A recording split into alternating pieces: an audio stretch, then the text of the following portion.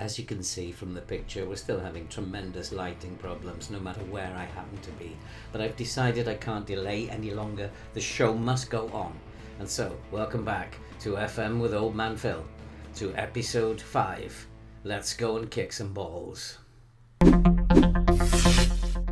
Hello and welcome back to the London Stadium in West Ham. And welcome to part 5 of this beta save, which is currently a little bit behind, but I hope you will forgive me as I am still very much in transition between Asia and the UK. But things are going alright, and one of the first things we should do, let's take a look at what's been happening in the Premier League on the pitch.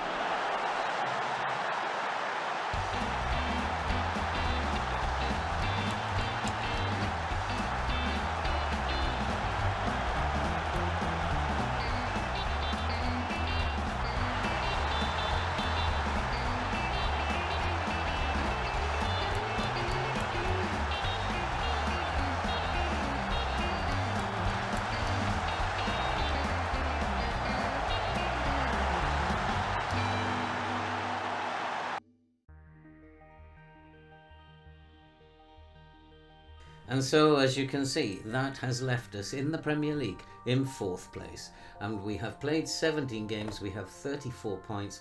We are actually 10 points behind the leaders, Liverpool. And I don't see us catching Liverpool as this season will go on.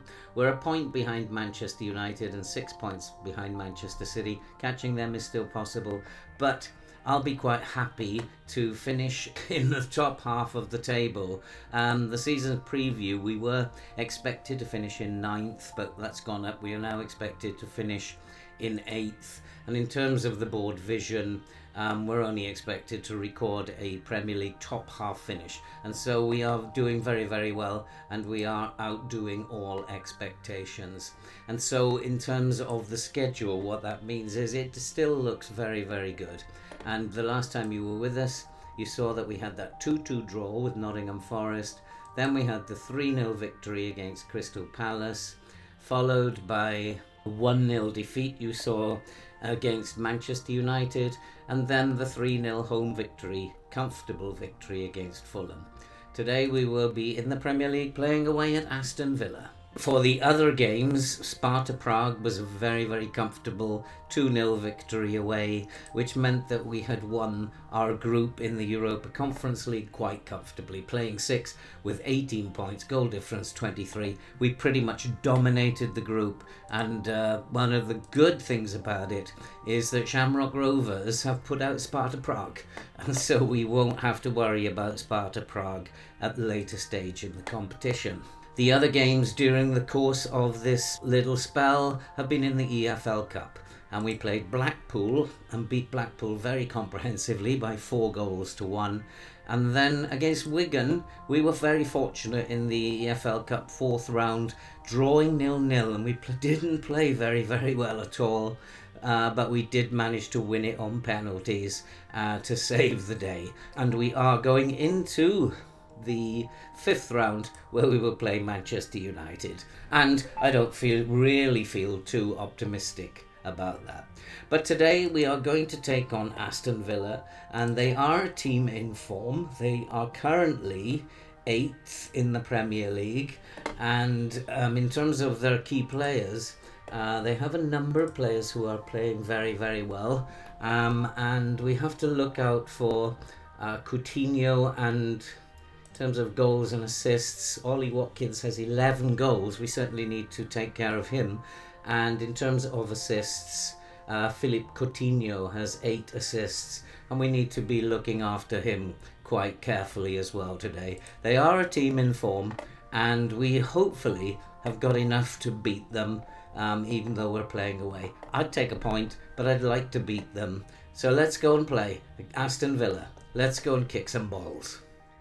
So the team for today is Aurelia, Johnson, Zuma, Dawson and Cresswell at the back, Dominguez and Soucek in midfield, with Bowen, Pasquata, Fornals and Scamacca up front. And so I think that this is a game we should be winning. We do have to be very, very careful here, though. We have decided to go and tight mark Ollie Watkins and Philippe Coutinho to try and address the problems that they might cause.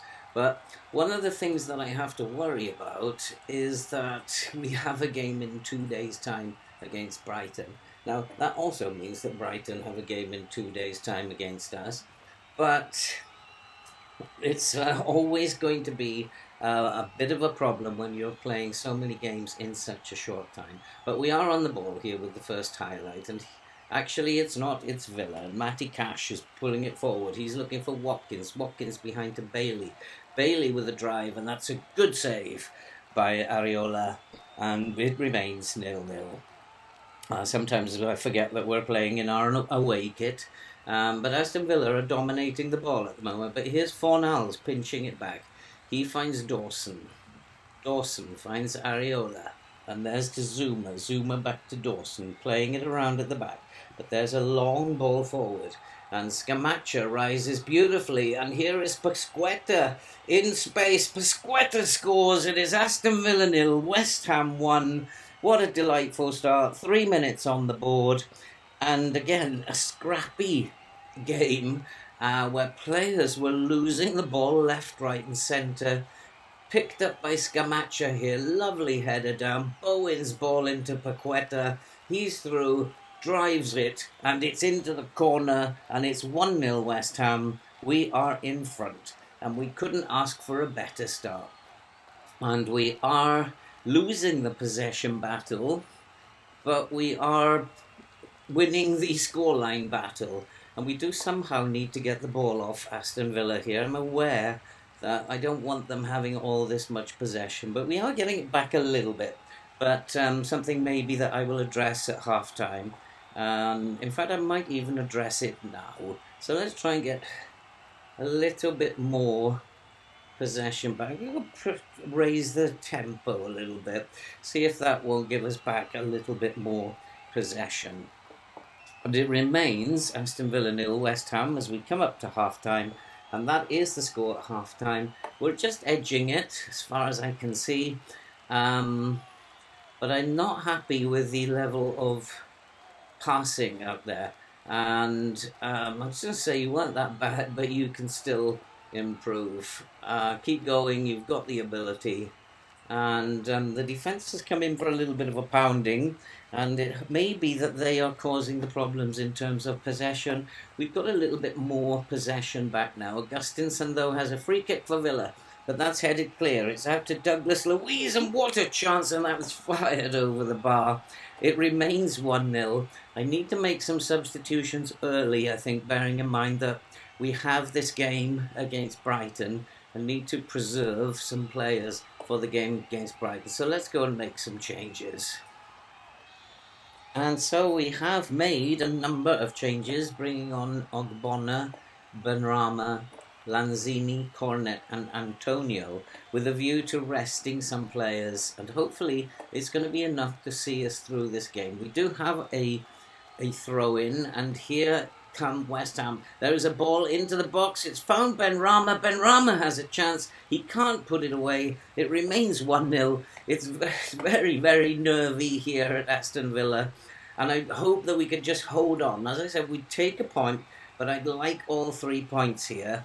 And if we can just hold on now, And that's a lovely ball looking for Cornet over the top. Can he get across in? Do we have numbers in the box? We do have numbers in the box, but he tries a shot. It goes firing over the bar. It remains 1-0. And can we just hold on? And I think as we go into the third, fourth minute of time added on, it is going to be a 1-0 victory away at Aston Villa. And I'm going to say we weren't at our best, but a very, very good victory. And that means that we have gone a point behind Manchester United. We're still a point behind Manchester United, but we've extended the difference between us and Arsenal. And what did Arsenal do? Arsenal didn't play, so they must have a game in hand. Yeah, Arsenal still have a game in hand. So nothing in the table really has changed. But we do have this game against Brighton to worry about. And in terms of what that means is we are still fourth.